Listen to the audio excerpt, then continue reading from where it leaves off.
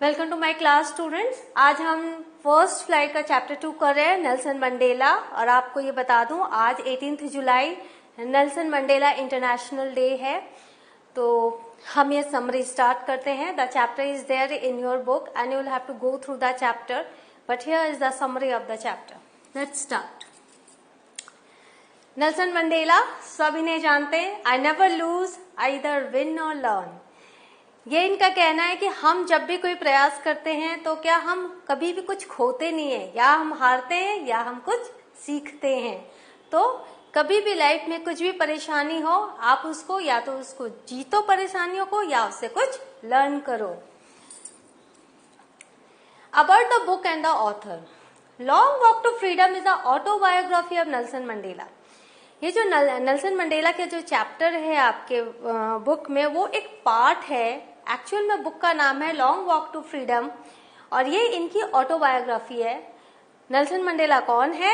South African national icon and the first south African black president, south African first black president elected in the first fully democratic election in the country में इनको निर्विवाद president चुना गया था 1994 में।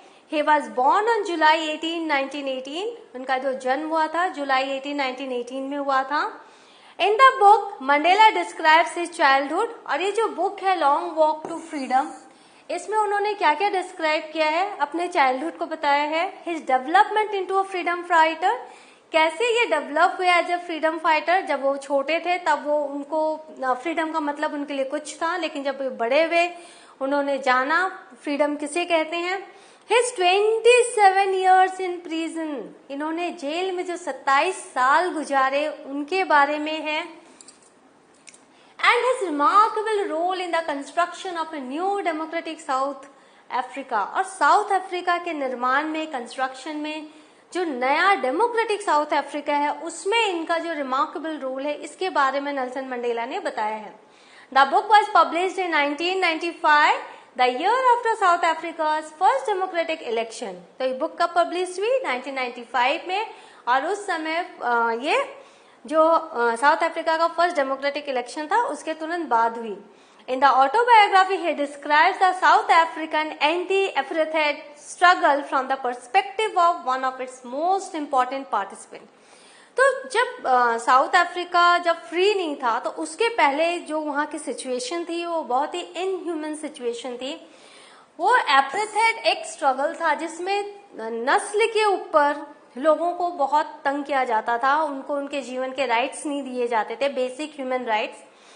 तो ये साउथ अफ्रीका में उन्होंने anti apartheid struggle from the perspective of one of its most important participant, वो एज ए पार्टिसिपेंट्स उन्होंने कैसे इसको देखा, इसको सहा, इसके विरुद्ध वो गए और अंत में वो जीते।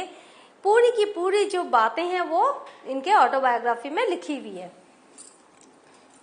नाउ समरी करते हैं। The chapter begins with Mandela description of inauguration ceremony. उन्होंने पूरे इनॉग्रेशन सेरेमनी को कैसे डिस्क्राइब किया, कैसे वहां उनके भाषण के अलावा और क्या क्या हुआ, यही इस चैप्टर की बिगिनिंग है। The ceremonies took place in the lovely sandstone amphitheater formed by the Union buildings in Pretoria. Pretoria में सैंडस्टोन से बना हुआ एम्फीथिएटर है, वहां पर यह सेरेमनी हुई थी। He was accompanied by his daughter Janani, और उनकी जो डॉटर थी वो उनके साथ थी। He argues that all South Africans feel attached to their native land. उन्होंने क्या कहा उस समय कि जितने भी साउथ अफ्रीकन देशवासी हैं वो सभी अपने जमीन से जुड़े हुए हैं, which influences their mood and makes them feel connected to nature. और इससे पता होता है चूंकि वो जुड़े हुए हैं और आज इतना बड़ा एक दिन है, तो उनके मूड से पता चलता है कि वो कितने खुश हैं, क्योंकि सब तरफ कलरफुल ड्रेसेस में लोग आए हुए हैं। ऐसा लग रहा था कि रेनबो उतरा हुआ है जमीन पर। He says that the current joy comes after years of operation. उन्होंने क्या कहा, ये जो आज की जो खुशी है वो कब आई है? बहुत सालों के ऑपरेशन के बाद। ऑपरेशन